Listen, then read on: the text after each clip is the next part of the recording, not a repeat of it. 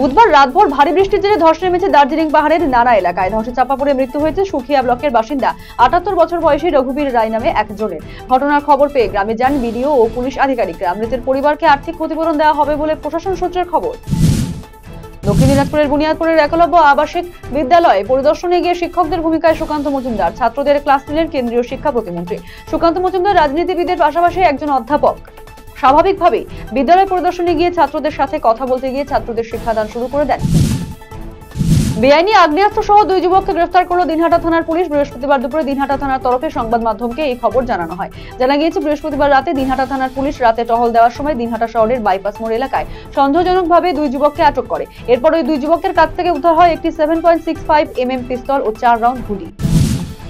Friends ক্লাবের উদ্যোগে গাজল মাজরা অঞ্চলের বলরামপুর ফুটবল ময়দানে অনুষ্ঠিত হলো 58তম ঐতিহ্যবাহী আদিবাসী ছাতা মেলা উৎসব। এই মেলায় মালদা জেলার হবিবপুর বামনগোলা থেকে 7 আদিবাসী নৃত্য দল অংশগ্রহণ করে।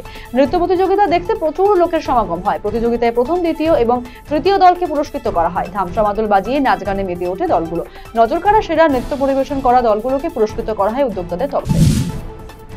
হেমতাবাদ ব্লকে বিভিন্ন দুর্গাপুজো কমিটিকে নিয়ে প্রশাসনিক বৈঠক অনুষ্ঠিত হলো হেমতাবাদ বিডিও অফিসে। বৃহস্পতিবার দুপুরে এই বৈঠকটি অনুষ্ঠিত হয়। মূলত চাঁদার জুলুমবাজি বন্ধ করা, বাঁশের তৈরি স্ট্রাকচার যাতে হাওয়ায় ভেঙে না পড়ে তা নিশ্চিত করা সহ দুর্গাপুজো নির্বিঘ্নে সম্পন্ন করতে প্রশাসনিক নির্দেশ জানাতে এই বৈঠক করা হয়। এদিনের এই বৈঠকে বিডিও সুদীপ পাল, আইসি সুজিত লামা সহ বিভিন্ন পুজো কমিটির সদস্যরা উপস্থিত ছিলেন।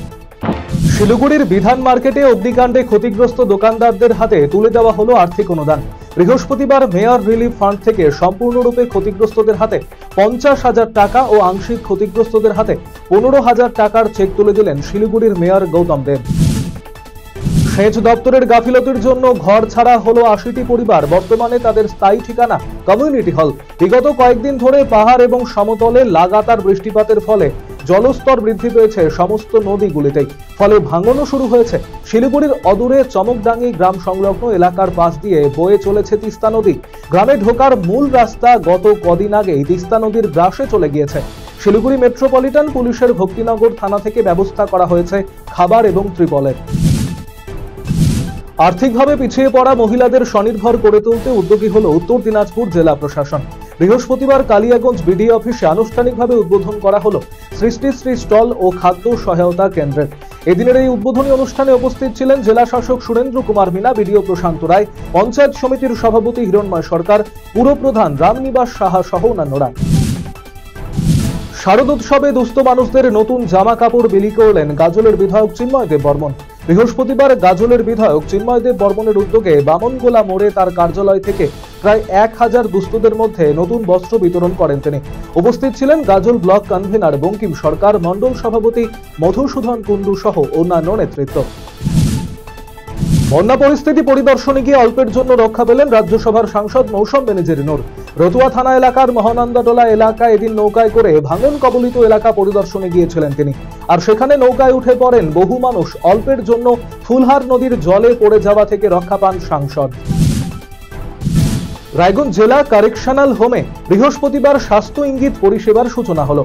এবার থেকে রায়গঞ্জ জেলা কারেকশনাল হোমের বন্দীদের যে কোনো শারীরিক সমস্যার জন্য জেল কর্তৃপক্ষ সরাসরি স্বাস্থ্য ইঙ্গিত পোর্টালের মাধ্যমে অভিজ্ঞ চিকিৎসকদের পরামর্শ নিতে পারবেন।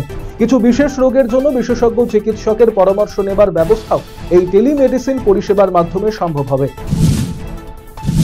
শিশুকে কোলে নিয়ে চলন্ত ট্রাকের সামনে ঝাঁপ দিয়ে আত্মঘাতী হওয়ার চেষ্টা করল এক মহিলা। এই ঘটনায় তুমুল চাঞ্চল্য ছড়িয়ে পড়ল কোচবিহার জেলার মেখলিগঞ্জ ব্লকের জামালদহে। গুরুতর জখম অবস্থায় মহিলাকে উদ্ধার করে জামালদহ প্রাথমিক স্বাস্থ্য কেন্দ্রে নিয়ে যাওয়া হয়েছে। সেখান থেকে তাকে অন্যত্র রেফার করা হয়েছে। ডালখোলা শ্রী অগ্রসেন মহাবিদ্যালয়ে আগমনী উৎসব এবং সৃজন মেলা অনুষ্ঠিত হলো বৃহস্পতিবার। এদিন উপলক্ষে অনুষ্ঠিত হলো সাংস্কৃতিক অনুষ্ঠান। কলেজের পড়ুয়াদের পাশাপাশি কলেজের শিক্ষাকর্মীরা সাংস্কৃতিক অনুষ্ঠানে অংশ নেন। মূলত পড়ুয়াদের প্রতিভা খুঁজে বের করার লক্ষ্যেই এই সৃজন মেলার আয়োজন করা হয়েছে, যেখানে পড়ুয়ারা নিজেরাই খাবার থেকে শুরু করে বিভিন্ন হাতের কাজের জিনিস দিয়ে স্টল সাজিয়েছে। নিরাপত্তার বিষয়কে মাথায় রেখে কোচবিহার এমজেএন মেডিকেল কলেজ ও হাসপাতাল পরিদর্শন করলেন কোচবিহারের মহকুমা শাসক কুণাল বন্দ্যোপাধ্যায়। এদিন তিনি গোটা হাসপাতাল পরিদর্শন করে সাংবাদিকদের মুখোমুখি হয়ে জানিয়েছেন, হাসপাতালে নতুন করে 140টি সিসিটিভি ক্যামেরা বসছে রোগী এবং রোগীদের আত্মীয় পরিজনদের নিরাপত্তার কথা মাথায় রেখে। নির্বিঘ্নে দুর্গাপুজো সম্পন্ন করতে ডালখোলা পুলিশ প্রশাসনের উদ্যোগে বিভিন্ন ক্লাবের কর্মকর্তাদের নিয়ে বৈঠক আয়োজিত হলো বৃহস্পতিবার। এদিনের বৈঠকে ডালখোলার বিভিন্ন পুজো কমিটির সদস্যরা অংশগ্রহণ করেন। ডালখোলা গণনায়ক ভবনে আয়োজিত ওই কর্মসূচিতে ডালখোলা পুলিশ মহকুমা আধিকারিক রবিরাজ অবস্থি, সার্কেল ইন্সপেক্টর বরুণ শেঠ, ডালখোলার পুরপতি স্বদেশচন্দ্র সরকার, ডালখোলা বিদ্যুৎ বন্টন দপ্তরের আধিকারিক চিরঞ্জিত অধিকারী সহ অন্যান্যরা উপস্থিত ছিলেন। সরকারি বিধিনিষেধ মেনে যাতে ক্লাবগুলি পুজোর আয়োজন করে সে ব্যাপারে পুজো আয়োজকদের অবহিত করেন প্রশাসনিক আধিকারিকেরা। আরজিকর কাণ্ডের রেশ কাটতে না কাটতেই ফের ধর্ষণের ঘটনা দক্ষিণ দিনাজপুর জেলার কুশমন্ডিতে। এবারে ধর্ষণের অভিযোগ উঠল খোদ এক সিভিক ভলেন্টিয়ারের বিরুদ্ধে। ঘটনায় অভিযুক্ত সিভিক ভলেন্টিয়ারকে গ্রেপ্তার করেছে কুশমন্ডি থানার পুলিশ। উৎসবের আবহে প্রতিবারের মতো এবারও রায়গঞ্জ পৌরসভার 16 নম্বর ওয়ার্ডের কোঅর্ডিনেটর তথা উপপৌর প্রশাসক অরিন্দম সরকারের উদ্যোগে বৃহস্পতিবার একটি বস্ত্র বিতরণ অনুষ্ঠানের আয়োজন করা হলো। কাঞ্চনপল্লীতে অনুষ্ঠানটি অনুষ্ঠিত হয়, যেখানে উপস্থিত ছিলেন ওয়ার্ড কোঅর্ডিনেটর অরিন্দম সরকার, বিধায়ক কৃষ্ণ কল্যাণী, পৌর প্রশাসক সন্দীপ বিশ্বাস সহ অন্যান্যরা।